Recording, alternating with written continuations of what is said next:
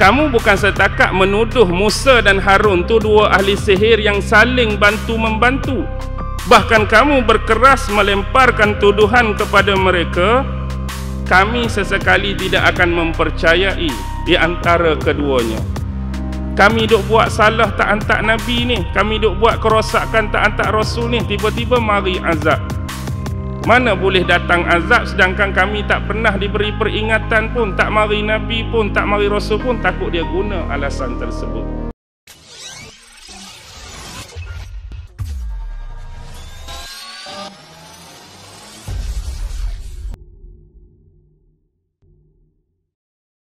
Assalamualaikum warahmatullahi wabarakatuh. Alhamdulillah, alhamdulillah, alhamdulillah. Alhamdulillahi rabbil alamin. Wa bihi nasta'in ala umurid dunya waddin. Wassalatu wassalamu ala ashrafil anbiya'i wal mursalin. وعلى آله وصحبه أجمعين. سبحانك لا علم لنا إلا ما علمتنا إنك أنت العليم الحكيم. قال رب اشرح لي صدري ويسر لي أمري واحلل عقدة من لساني يفقه قولي.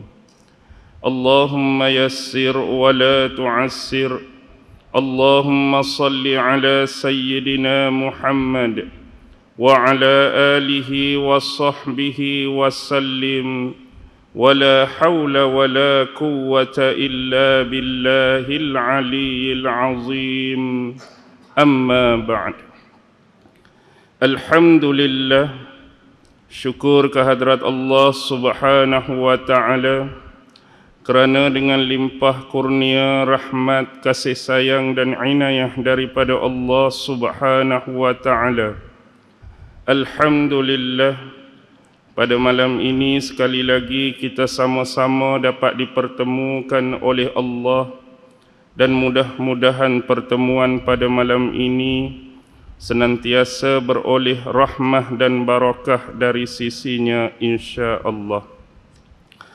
Tuan-tuan, puan-puan, hadirin hadirat, muslimin muslimat yang dirahmati sekalian, pada malam ini marilah sama-sama kita membaca, menghayati dan mentadabbur dua potong ayat yang difirmankan oleh Allah Subhanahu wa ta'ala di dalam surah Al-Qasas, yaitu surah yang ke-28 di dalam Al-Quran, merujuk ayat 48 dan 49 surah Al-Qasas, yang mana Allah berfirman, A'udzu billahi minasyaitonir rajim.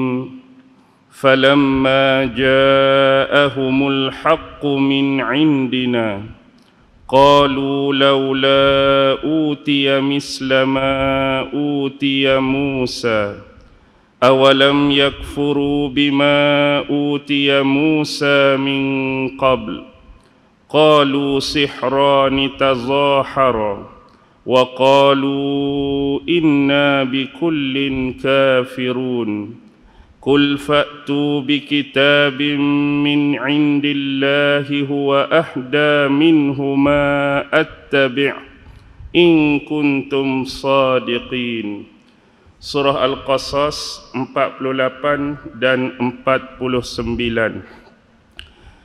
Secara umum, ayat-ayat yang saya bacakan tadi adalah merupakan firman Allah Subhanahu wa ta'ala, yang mana Allah nak menceritakan kepada kita, nak memerihalkan kepada kita tentang satu golongan ataupun satu kaum yang mana sebelum Allah Subhanahu wa ta'ala menimpakan musibah, atau dengan bahasa yang lain, sebelum Allah mengazab mereka, sebelum ditegakkan hujah-hujah ke atas mereka, takut mereka ini beralasan bahawa sebelum ini mereka tidak diberi peringatan oleh Allah ataupun tidak diutuskan nabi-nabi dan rasul kepada mereka.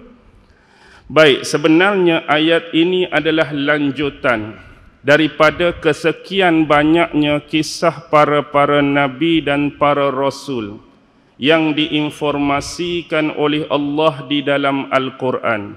Bermula sejak zaman Nabi Allah Adam sampailah zaman Nabi Allah Isa alaihi salam.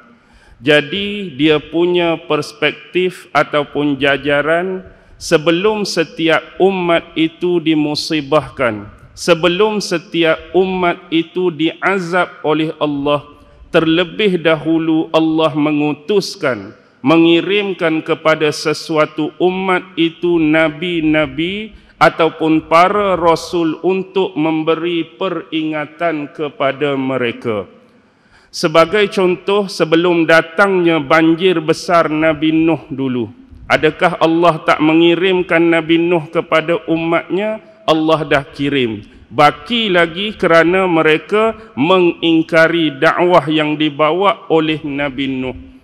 Umat Nabi Hud dulu, iaitu kaum Ad, sebelum Allah azab mereka, adakah Allah tak kirim mereka seorang rasul yang bernama Hud? Allah dah kirim, Allah dah bagi peringatan, tapi tak dengar cakap, Allah azab.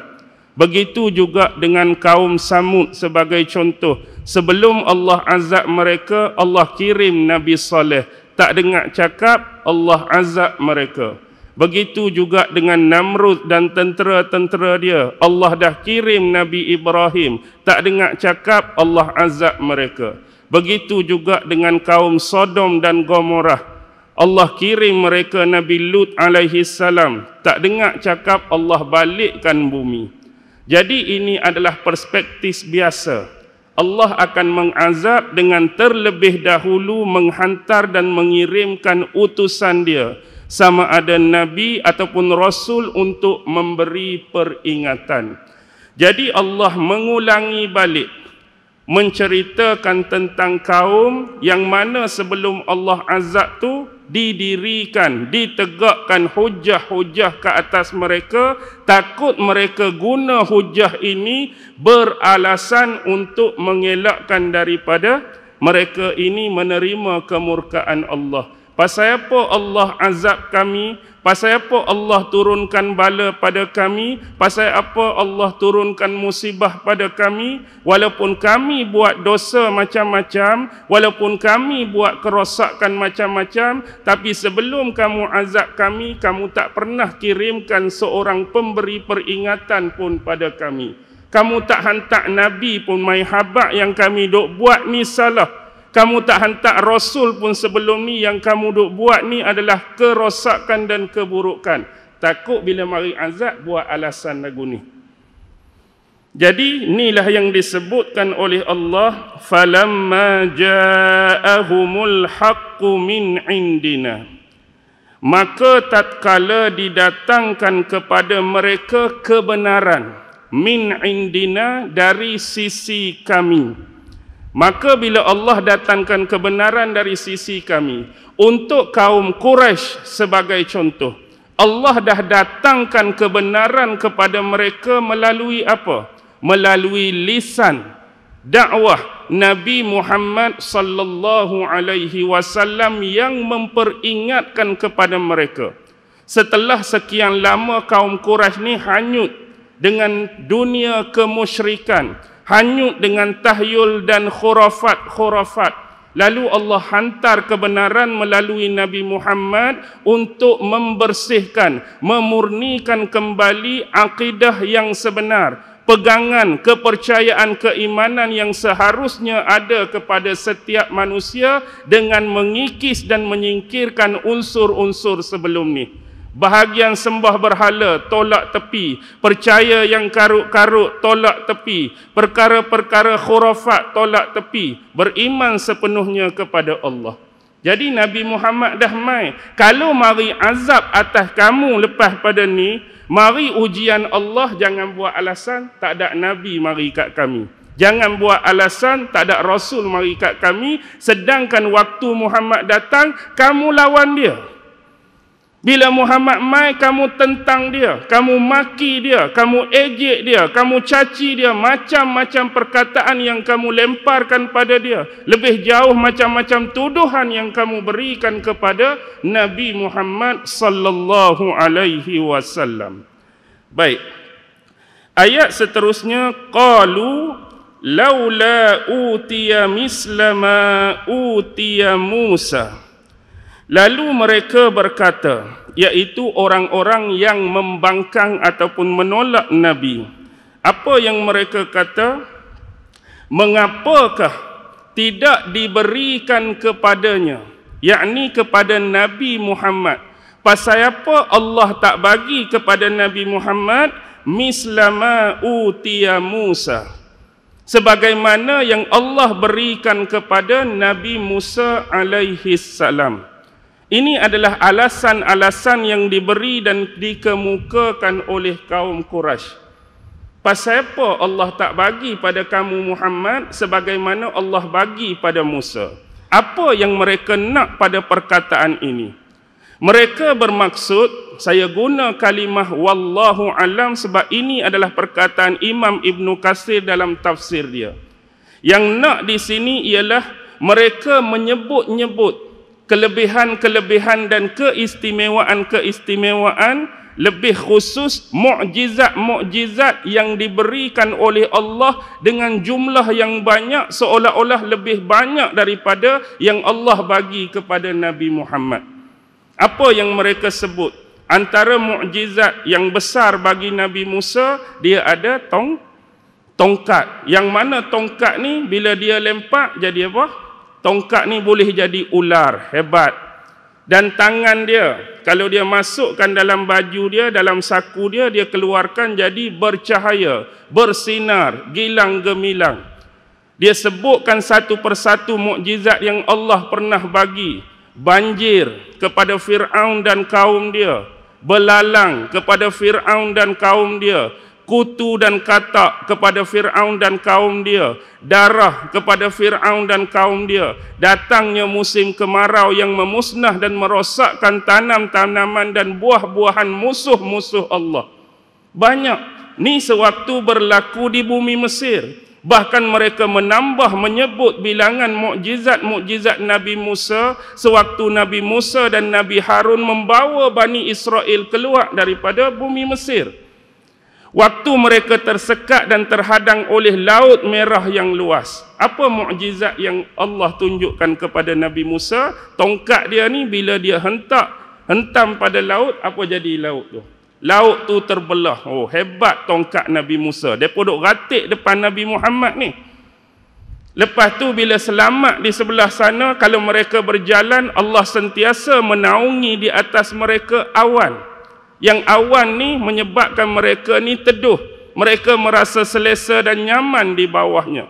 Ni mukjizat yang besar.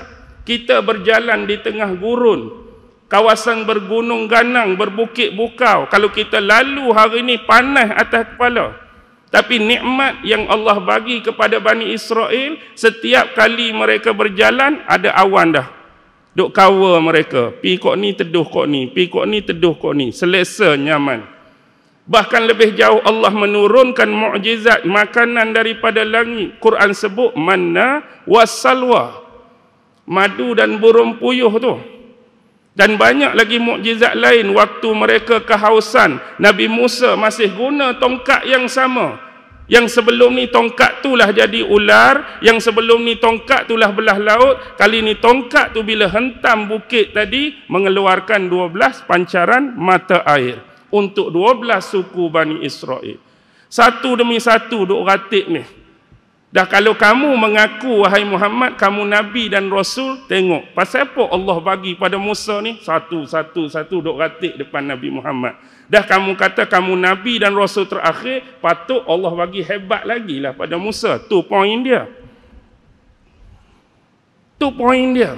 Nak merendah-rendahkan martabat Nabi Muhammad dengan membilang-bilang mukjizat yang Allah bagi pada Musa lebih banyak dan lebih seolah-olah lebih gah daripada yang dikurniakan kepada Nabi Muhammad sallallahu alaihi wasallam.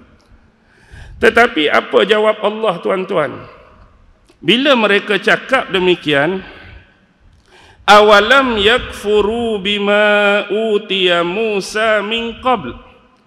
Walaupun kamu duk sebut satu-satu mukjizat kehebatan yang kami berikan kepada Musa tu, bukankah kamu sendiri yang kufur, kamu sendiri yang mengingkari apa yang telah kami berikan kepada Musa sebelum ini? Kamu sendiri yang ingkar. Kamu sendiri yang ingkar. Contoh, walaupun kita kata perspektif yang dia nak sebut tu banyaknya mukjizat Nabi Musa berbanding Nabi Muhammad kerana nak merendahkan ataupun menyindir sinis Nabi Muhammad, tapi hakikatnya dengan mukjizat yang begitu banyak, adakah Fir'aun berjaya diimamkan oleh Nabi Musa? Beriman tak Fir'aun dengan hebat ni banyak? Akhir sekali Fir'aun beriman ke tak beriman walaupun banyaknya mukjizat? Fir'aun mati, beriman ke tak beriman? Allah kata kamu kufur. Fir'aun tak beriman pun. Walaupun kamu duk cerita macam-macam ni. Pembesar-pembesar Fir'aun, ahli-ahli sihir Fir'aun, tukang-tukang ramal, tukang-tukang tenung Fir'aun, beriman ke tak beriman? Sebahagian besar tak beriman pun, kecuali yang kalah dalam berlawan dengan tongkat Nabi Musa. Tu je. Tak beriman pun. Bahkan kamu sendiri, wahai Bani Israel, yang dikatakan beriman tu sementara. Dah Allah bagi awan, Allah bagi air mata 12. Tapi lepas Nabi Musa tinggalkan kamu cuma 42 hari. Janji 40 terlebih 2 hari, apa yang berlaku bila Nabi Musa turun? Kamu yang kata beriman kepada Musa, beriman kepada Harun, turut belakang dia, ikut dakwah dia, bila terkena onar dan olah daripada Samiri, apa yang terjadi? Kamu jadi terbalik. Pegangan kamu tak kuat, pegangan kamu tak jazam. Kamu berjaya ditipu, difitnah oleh Samiri sehingga kamu bangkang balik Nabi Musa. Kamu lawan balik Nabi Musa. Dan kamu tinggalkan Musa dengan mengikuti Samiri. Jadi tak payah ceritalah mukjizat tu mukjizat ni. Kalau kamu sebut kelebihan Musa, kamu sendiri tak follow dia. Kamu cerita macam-macam, kamu sendiri tak ikut dia. Okey, boleh nampak Baik. Wa qalu sihrani tazahara. Kamu jangan lupa perkataannya. Qalu, bukankah dahulu kamu pernah berkata sihrani tazahara? Nabi Musa dan Nabi Harun itu adalah dua orang ahli sihir yang sifat dia saling membantu di antara satu dengan yang lain.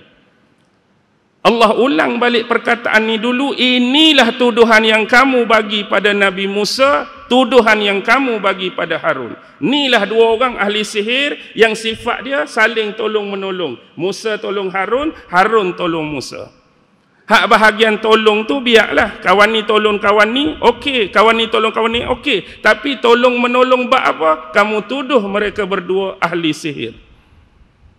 Jadi bila kamu sebelum ni pernah tuduh mereka ahli sihir, apa gunanya kamu rewind balik mukjizat-mukjizat yang banyak tu? Tak ada guna pun. Jadi sebenarnya rewind balik tu nak memperkecilkan kewibawaan dan kredibiliti Rasulullah sallallahu alaihi wasallam. Baik. Walaupun perkataan tentangan dan cabaran ini adalah daripada orang-orang kafir Quraisy terhadap Nabi, tapi yang sebenarnya siapa yang suruh mereka tanya macam-macam, cerita macam-macam dekat Nabi?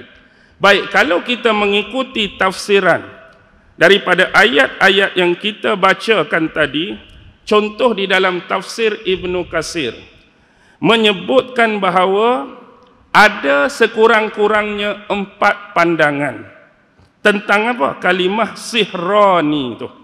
Qalu sihrani. Mereka pernah berkata Musa dan Harun tu adalah dua ahli sihir.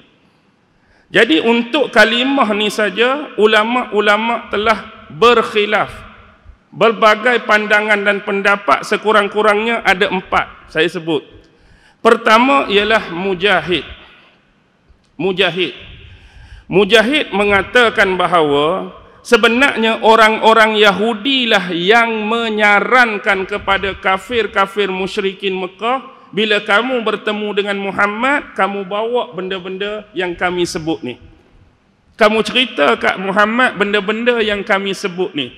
Jadi hasilnya pertanyaan, kenapa kamu wahai Muhammad tidak diberikan oleh Allah dengan mukjizat yang banyak seperti Nabi Musa ni? Asalnya bukan saja-saja kawan tu nak tanya, tetapi ada dah backup di belakang tu Yahudi, Yahudi yang yang cucuk mereka untuk tanya benda tu dekat Nabi. Baik, yang dimaksudkan dengan sihron di sini sememangnya merujuk kepada siapa? Kepada Nabi Allah Musa dan Nabi Allah Harun. Ni pandangan yang pertama. Bahkan pandangan ini diperkuatkan oleh 2 orang ulama besar. Satu tabi'in terkemuka, pandangan Sa'id bin Jubair. Dia pun kata sihrani Musa dan Harun. Seorang lagi ulama bernama Abu Razin, dia juga berkata Musa dan Harun. Dan pandangan mereka ini berpredikat jayyid, maksudnya baik. Okey. Pandangan yang kedua datang daripada Muslim bin Yasir. Dia ni juga seorang ulama yang mana dia meriwayatkan daripada Ibnu Abbas melalui ayat mana tadi? Qalu sihrani tazahara. Beliau mengatakan bahawa 2 ahli sihir ni bukan merujuk Musa dan Harun, tetapi merujuk Musa dan Nabi Muhammad sallallahu alaihi wasallam. Tu pandangan dia lah. Baik, pandangan dia ni disokong oleh satu riwayat daripada Al-Imam Hasan Al-Basri. Juga berpendapat demikian, 2 ahli sihir ni Muhammad, Nabi Musa dan Nabi Muhammad. Jadi apa perbezaan pertama dengan yang kedua? Pertama Musa dan Harun, yang kedua Musa dan Muhammad. Manakala pandangan yang ketiga datang daripada Al-Hasan dan Qatadah. Al-Hasan dan Qatadah mengatakan 2 ahli sihir, sihra ni bermaksud Nabi Isa dengan Nabi Muhammad. Oh, jauh sangatlah ni. Memang disebutkan oleh Ibnu Katsir dalam komentar dia, ini adalah satu pandangan yang amat jauh daripada kebenaran, mengingatkan bahawa konteks Nabi Isa langsung tak disebut, tak disentuhkan dalam ayat ini. Baik. Itu yang ketiga. Yang keempat, dia bukan lagi dominasi pandangan ni kepada personal atau individu. Tadi lebih kepada manusia, personal, individu. Pertama, Musa Harun. Kedua, Musa Muhammad. Ketiga, Isa Muhammad. Tapi pandangan keempat, sihron di sini bermaksud kitab. Bukan orang. Bukan nama Nabi. Kitab yang pecah kepada 3. Pertama adalah pandangan daripada Ali bin Abu Talhah dan juga Al-Aufi meriwayatkan daripada Ibnu Abbas, yang dimaksudkan di sini ialah Taurat dan Al-Quran. Taurat dan Al-Quran. Okey. Yang kedua pandangan daripada Ikrimah. Ikrimah sebut 2 kitab ini adalah Taurat dan Injil. Ini pandangan Ikrimah. Tapi pandangan ini juga dikeluarkan oleh Imam Abu Zur'ah. Dan inilah yang dipilih pandangannya oleh Imam Ibnu Jarir At-Tabari, pengarang kitab Tafsir Tabari. Dan yang ketiga adalah pandangan Imam Ad-Dhahak dan Al-Hasan ataupun Qatadah, yang mengatakan bahawa 2 kitab itu adalah merujuk Injil dan Al-Quran. Injil dan Al-Quran. 1 Taurat dan Quran, 2 Taurat dan Injil, yang ketiga Injil dan Al-Quran. Walau bagaimanapun kalau kita tengok sirah ayat ni secara zahir, sihrani tazahara, kalau nak sebut tentang kitab, dia lebih menjurus kepada Taurat dan juga Al-Quran. Yang Allah nak sebut Taurat dan Al-Quran. Bukti dia ada pada ayat 49. Sekejap lagi kita baca. Dan kalau tuan-tuan nakkan kepuasan hati, boleh rujuk 4 ayat lain untuk menguatkan yang Allah nak cerita di sini ialah Taurat dan juga Al-Quran. Rujuk surah yang sama. 4 ayat ni duduk dalam surah yang sama. Al-An'am 91, Al-An'am 92, Al-An'am 154, Al-An'am 155. Ni dia cerita pasal Taurat, dia cerita pasal Quran. Baik. Kita kembali kepada perbahasan. Bahkan Imam Ibn Katsir pernah mengemukakan 2 ayat dalam tafsir dia. Pertama merujuk surah Yunus ayat 78. Apa yang difirmankan oleh Allah menerusi Yunus 78? Ajitana litalfitana amma wajadna alaihi aba'ana wa takuna lakumal kibriya'u fil ard wa ma nahnu lakuma bimu'minin. Ini adalah waktu perkataan Fir'aun kepada Musa dan Harun dulu. Ajitana, adakah kamu berdua mendatangi kami litalfitana untuk memalingkan kami? Maksudnya nak mengubah kami amma wajadna alaihi aba'ana, apa-apa yang kami dapati nenek moyang kami melakukan hal tersebut. Jadi ini antara alasan yang Fir'aun kemukakan.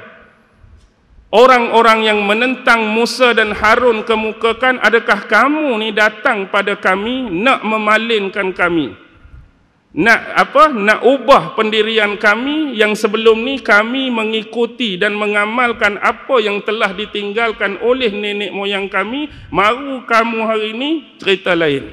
Hak kami buat ni tak betul lah, hak kami buat ni salah lah, hak kami buat ni perbuatan yang dimurkai oleh Allah, sedangkan hak kami buat ni nenek moyang kami dah buat pun sebelum ni. Tu ayat orang nak berlaku alasan terhadap dakwah Musa dan Harun. Bahkan dia buat satu tuduhan, wa takuna lakumal kibriya'u fil ard, adakah kamu berdua nak jadi pemimpin dan penguasa di atas muka bumi ni? Lah ni kami yang memimpin, lah ni kami yang berkuasa. Kemudian kamu nak tunjukkan kepada kami sihir kamu yang mungkin boleh memanipulasi manusia lain. Adakah tujuan kamu buat macam ni? Kamu nak ganti kami, kamu nak jadi pemimpin, kamu nak jadi penguasa di atas muka bumi ni?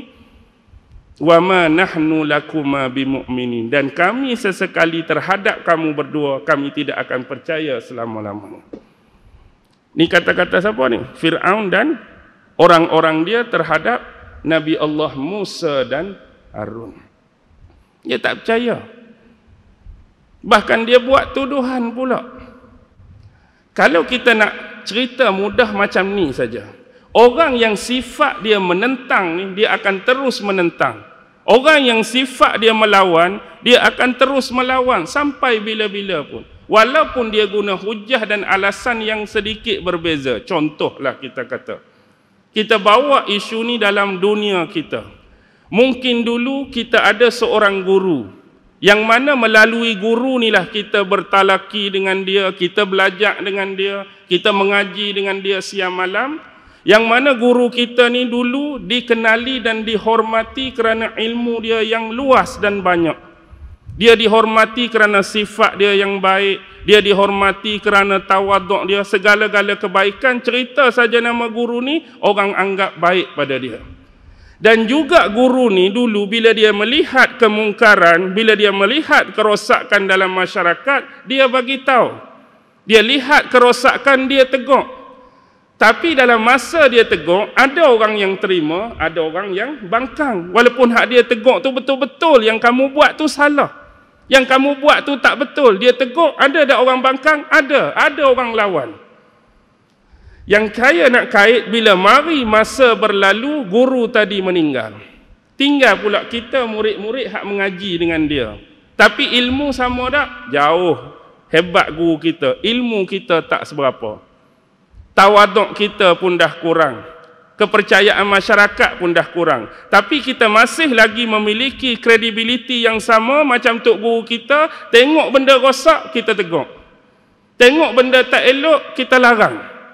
Jadi orang-orang hak zaman ni beralasan, kalau tok guru kamu hidup dulu, bolehlah. Tengok ayat tu.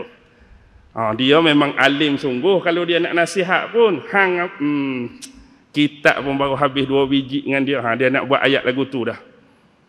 Kalau dia dulu tawaduk sungguh, hang ni lagu rock dengar hari-hari. Contoh, kita nak bagi contoh, mudah faham. Maksudnya dia akan cerita kekurangan-kekurangan kita berbanding dengan guru.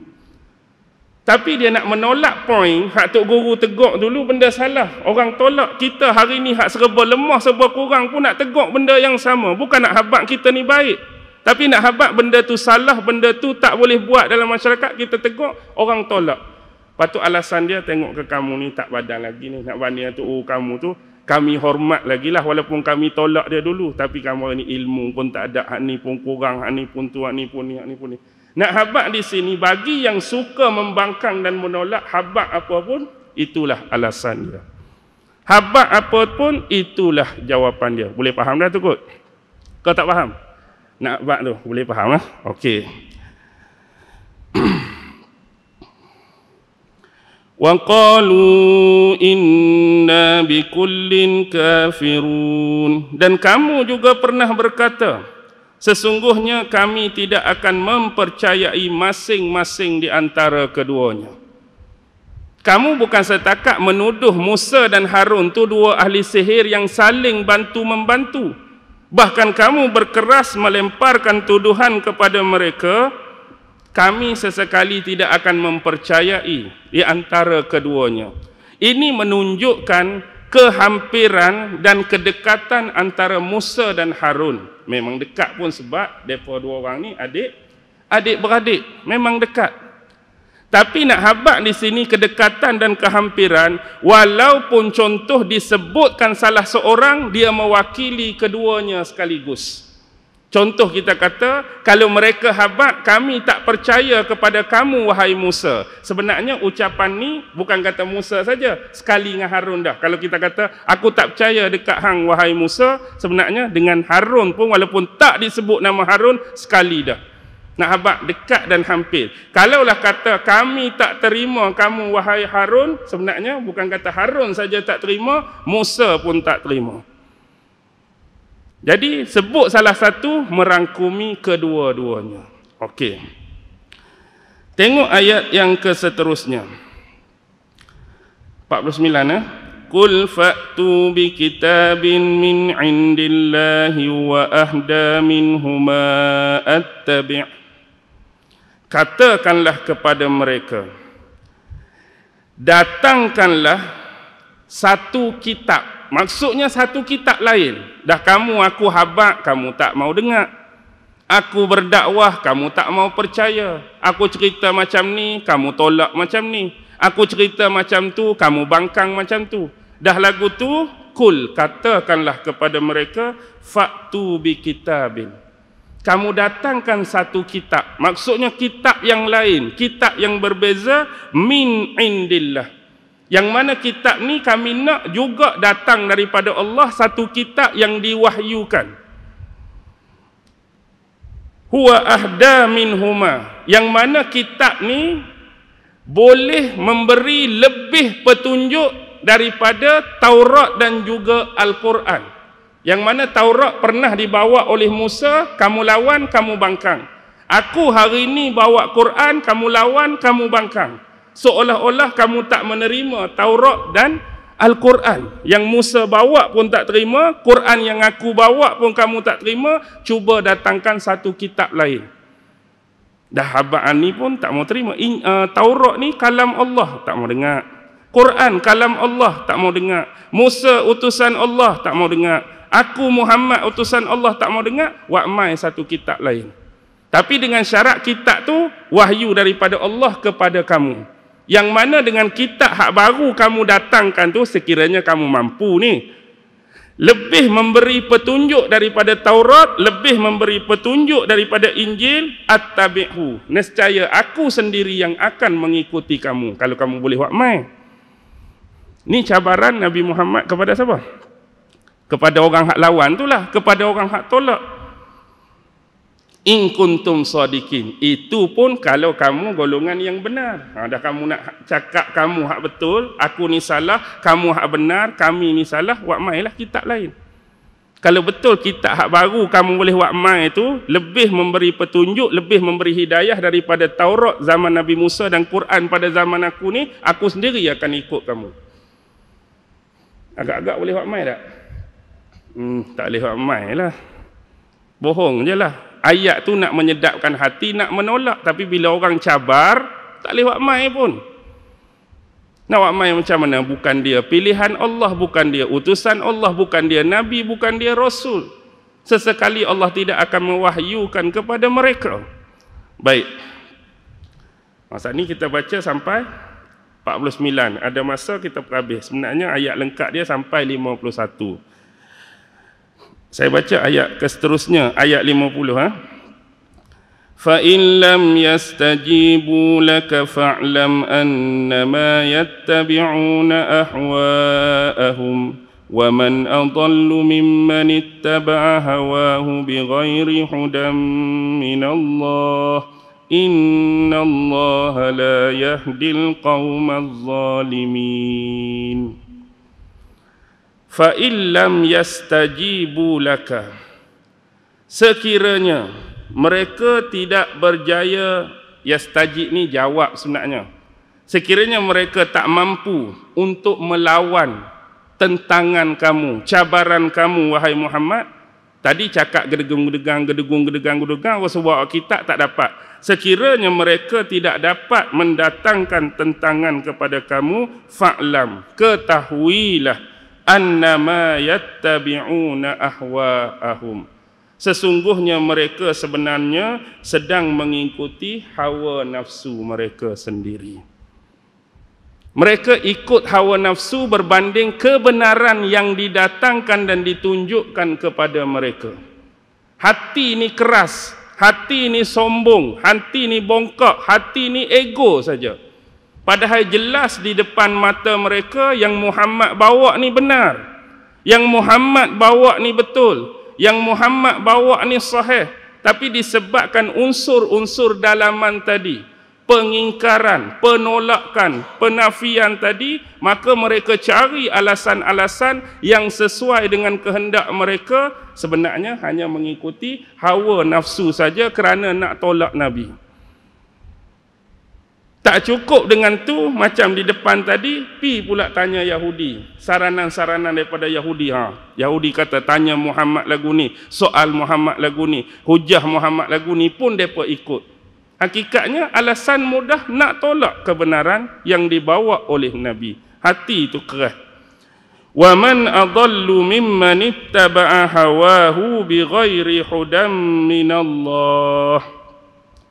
Dan tiadalah yang terlebih sesat, iaitu mereka-mereka yang menurut hawa nafsu mereka tanpa petunjuk daripada Allah walau sedikit pun. Di sini Allah topak lagi. Allah topak lagi. Pertama Allah sebut kalau mereka tak boleh jawab tentangan kamu tadi, dakwaan kamu suap mari Quran, Allah habaq dah mereka ni sekadar ikut hawa nafsu. Kemudian Allah habaq lagi tiada yang terlebih sesat daripada mereka yang ikut hawa nafsu. Hak bahagian ikut hawa nafsu jenis manusia ni banyak. Hak ni ikut hawa nafsu kerana benda ni, hak ni ikut hawa nafsu kerana benda ni. Tapi Allah kata yang terlebih sesat daripada mereka yang ikut hawa nafsu ni, bighairi hudam minallah, yang langsung tidak ada petunjuk Allah atas dia walau sedikit pun. Hak inilah sesesat-sesat manusia. Innallaha la yahdil qaumaz zalimin. Sesungguhnya Allah tidak akan memberi hidayah kepada mereka-mereka yang berlaku zalim. Apa kezaliman yang mereka buat? Mereka telah menzalimi diri mereka sendiri. Zalim kepada diri sendiri antara bentuknya ialah menolak kebenaran yang datang pada kita. Itu salah satu bentuk kezaliman yang kita buat pada diri kita, atas diri kita. Orang mari cerita hak betul, kita tolak. Orang mari cerita hak benar, kita tolak. Orang nasihat dengan baik kita tolak. Orang cakap dengan baik kita tolak. Tolak tu pula datangkan alasan-alasan tertentu yang sebenarnya bukan alasan tapi sekadar mengikut hawa nafsu. Jadi orang macam ni adalah orang yang zalim atas diri dia sendiri. Okey, ayat yang terakhir. Letih dah saya ni. Isyak apa? Berapa ni? 8.55. Lebih kurang 6 minit lagi. Okey, habislah satu ayat. وَلَقَدْ وَصَّلْنَا لَهُمُ الْقَوْلَ لَعَلَّهُمْ يَتَذَكَّرُونَ. Dan sesungguhnya kami telah turunkan berturut-turut perkataan kami. Kami telah turunkan berturut-turut perkataan kami merujuk ayat-ayat Al-Quran kepada Nabi Muhammad sallallahu alaihi wasallam, la'allahum yatazakkarun, mudah-mudahan mereka beroleh peringatan. Jadi ayat-ayat Al-Quran yang diturunkan kepada Nabi Muhammad, kemudian diberitakan kepada sahabat, diberitakan kepada umatnya ni, Allah turunkan secara berturut-turut. Bukan kata sekaligus turun, bukan kata turun ketika lambat pula nak turun, tak. Tapi berturut-turut. Turun, turun, turun, turun. Dalam keadaan tu nak menguatkan hujah bagi kamu bahawa Muhammad ini benar-benar seorang Nabi dan seorang Rasul. Maksudnya kalau turun sekali tu mungkin kita boleh berfikir, betul ke wahyu ni sekali tu je turun pada Muhammad. Tapi ini turun secara berturut-turut sebagai peringatan bagi kamu. Ada isu sekian-sekian, turun ayat, kamu boleh tengok. Ada kes sekian-sekian, turun ayat, kamu boleh lihat. Ada peristiwa sekian-sekian, kamu turun ayat, kamu boleh lihat. Jadi ini nak kata kehebatannya Al-Quran dan keterkaitannya dengan Nabi Muhammad. Tetapi ada satu, di dalam tafsir Ibn Katsir disebutkan bahawa ayat 51 ni turun kepada siapa? Ada seorang lelaki Yahudi, nama dia Rifa'ah. Nama dia Rifa'ah, atau nama penuh dia Rifa'ah bin Samuel. Siapa Rifa'ah bin Samuel ni? Dia adalah pak saudara belah ibu kepada salah seorang isteri Rasulullah. Bila kata kawan ni Yahudi, satu-satunya isteri Rasulullah yang berbangsa Yahudi siapa? Satu-satunya isteri Rasulullah orang Yahudi, Sofiyah binti Huyai. Sofiyah binti Huyai. Jadi pak saudara kepada Sofiyah belah mak dia tu salah seorang, nama dia Rif'ah bin Samuel. Jadi Rif'ah bin Samuel habaq. Dan Ibn Katsir mengutip perkataan tu, dia kata apa? Dia kata sesungguhnya ayat ini turun kepada 10 orang Yahudi. Allah nak cerita tentang 10 orang Yahudi. Dan salah satu daripada 10 tu aku lah. Ayat ni turun untuk cerita tentang 10 orang Yahudi. Salah seorang daripada 10 tu aku. Merujuk pada Rif'ah bin Samuel tadi. Kalau kisah panjang dia, dulu dia ada seorang isteri.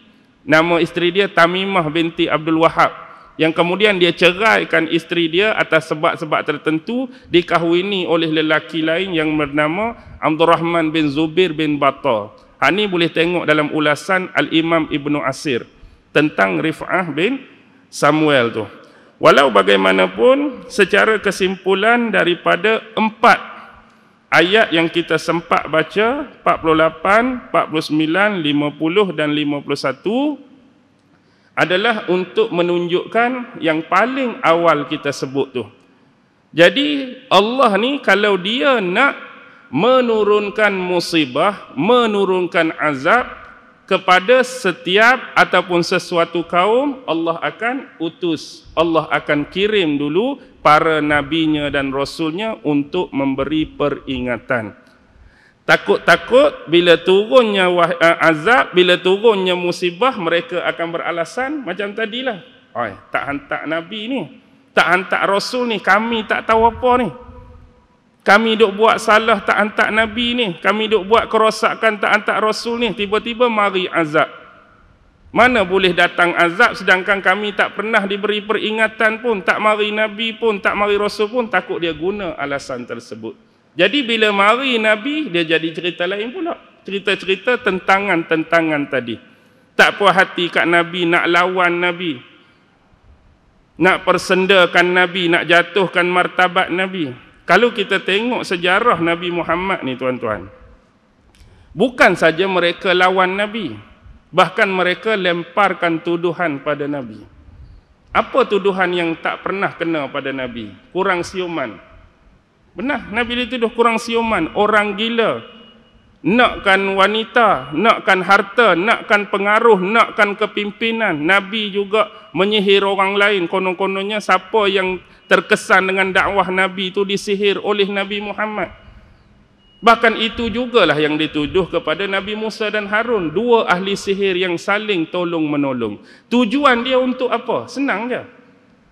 Satu, bila dia dah tak ada alasan nak lawan Nabi dan Rasul ni, dia cuba pengaruhi orang ramai, orang awam dan netizen untuk mengurangkan tahap kepercayaan kepada Nabi dan Rasul tadi. Nak buat cara lain tak lepas dah. Alasan dia tak kukuh dah. Jadi tuduh macam-macam. Musa ni ahli sihir, Harun ni ahli sihir. Dengan bahasa yang lain, tuduhan ni bila orang dengar, orang akan termakan. Jadi tahap kewibawaan tu akan jatuh. Tahap kepercayaan pada Nabi dan Rasul tu akan berkurang. Oh, rupanya ingat ke Nabi sungguh, ingat ke Rasul sungguh, rupa-rupanya ahli sihir. Ni adalah fitnah-fitnah yang dimainkan. Begitu juga dalam dunia hari ini. Inilah yang dinamakan apa? Assassination character. Pembunuhan watak.